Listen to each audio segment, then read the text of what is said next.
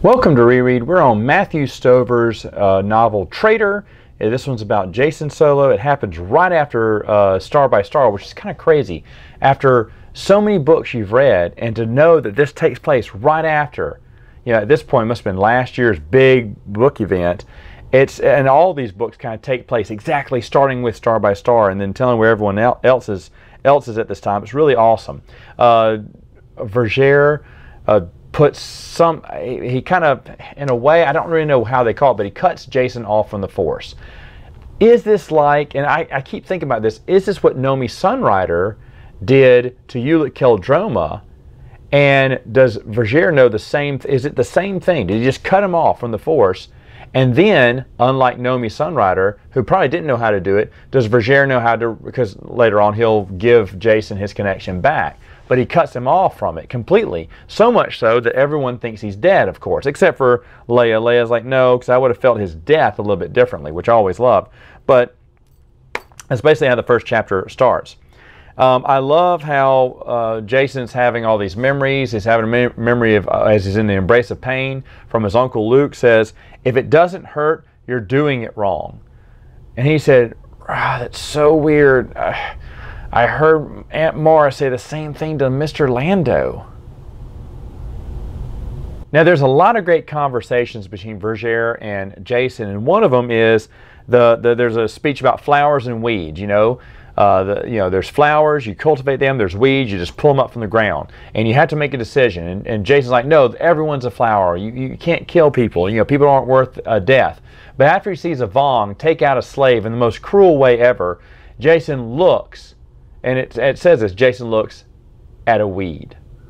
And he sees the weeds.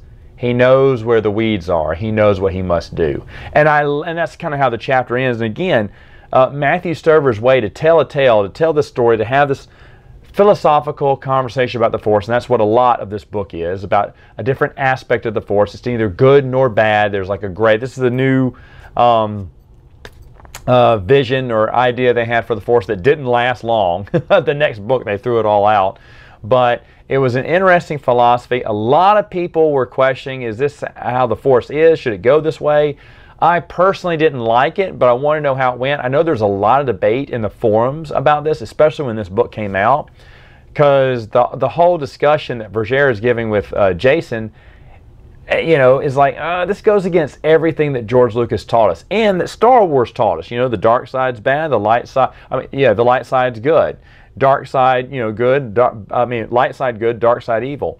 And now they're saying, well, it's okay to be, and I see where they're going here, because it's okay to have a justified anger, they talk about justice, is that justice anger, in a way, and that's justified anger and stuff like that. So yeah, in a way, and we've seen that in the past in the novels and the comic books. So it wasn't that Matthew Stover and the rest of them, whoever put together this idea of the Force, they weren't grasping at straws here. They were probably reading through all these books, the stuff we've read before, and thinking the same thing, like, well, obviously anger is a part of this. We've seen people get angry and not go to the dark side, so there's got to be something here. And they just pulled that string a little bit, and I think it may have been too much for fans, especially me at the time. I'll admit, I don't think I was for it. But I was holding my tongue back in the forums. I didn't really talk much about it, but I was reading a lot and trying to make up my own mind if I liked it or not, like the idea of where they were going with the Force or not.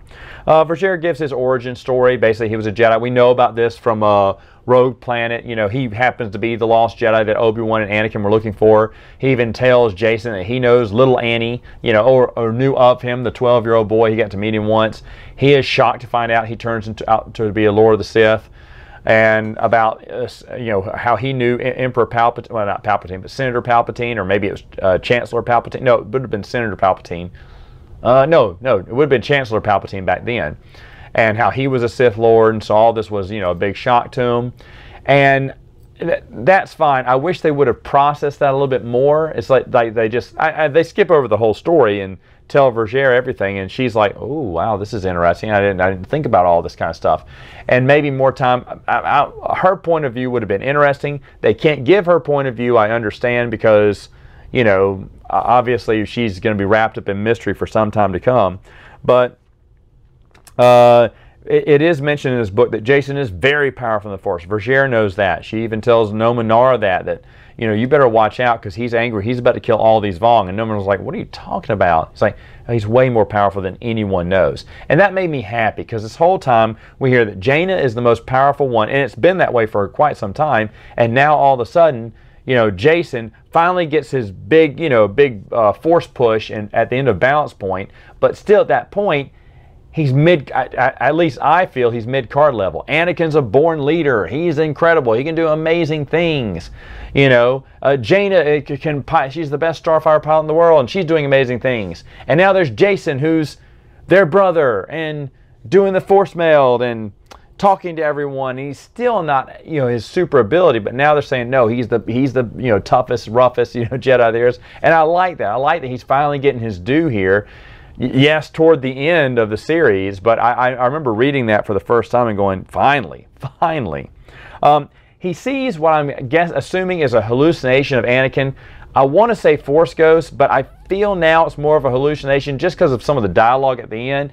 I honestly forgot about this. I honestly forgot that I remember he was seeing Anakin maybe here and there in visions, but that he had a full one whole chapter conversation with Anakin. Is it the real I mean, they even say, is it really me? Is it a Force Ghost? What? I like the fact that they didn't do Force Ghost at all, I don't think, or that much in the books at all. The comic books did a little bit, but the novels, to my memory, don't really do it that much at all. So if Anakin's a Force Ghost in this one, and Jason truly did see him, which Jason even questions it, I guess I'm okay with. But if he's not, I'm okay with that too. We find out that Borsk Fila took out 25,000 Vong with his proton bomb, which I had forgotten about that number and everything. And this book is divided into 3 acts, and in the third act, Ganner comes in, and this is a little problem with the book here, because I really wish Ganner's story would have been a little bit more prevalent at the very beginning.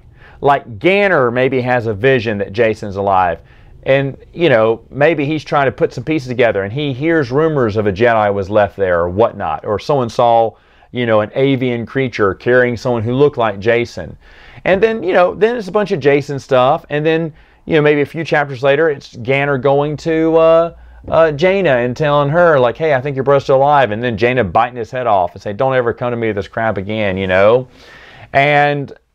and then he decides, well, I'm going to go on a mission to find Jason. And then that's his story. That's all his story in book 1, or part 1. And part 2 of Jason's ongoing story, it's Ganner going from place to place, having a little side adventure. The reason I say that, man, he comes in the third act, and they already give all this past history of Ganner, and then it's almost like he immediately finds Jason after not even looking. And of course, here we have, and it's a great scene, I've always talked about this, but Ganner at the gate, right? The old Gandalf thing, you shall not pass, and he's just making a wall of Vong, becomes a living legend with him later on in the books, he will be. But it's still an awesome scene. It's a great scene as Vong, they appreciate a warrior, so they're going one at a time, then they're going 2 at a time. They're like, how are we going to take this guy down? And they finally do with some big tank bug or whatever that basically takes the whole bridge down with them, while giving Jason enough time to get away. Well, the world brain he kind of connects with, because he has an earlier connection with it when the world brain was not the world brain yet, was young. And so he convinces the world brain to work for Jason and Vergere, which Jason really comes to appreciate and grow Vergere's odd type of wisdom. And so, but Ganner's it's a great scene, and it's worth it, and you still feel sorry for him when he dies.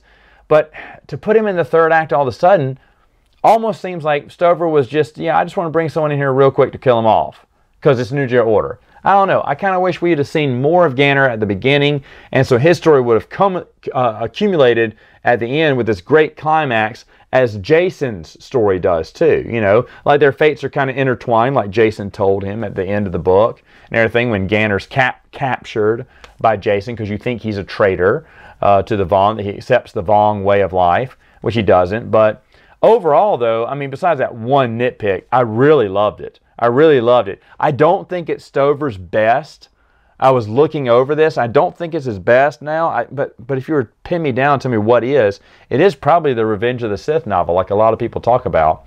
But other than that, really good, really good. Loved it, loved it. Can't wait to talk about the next book next time.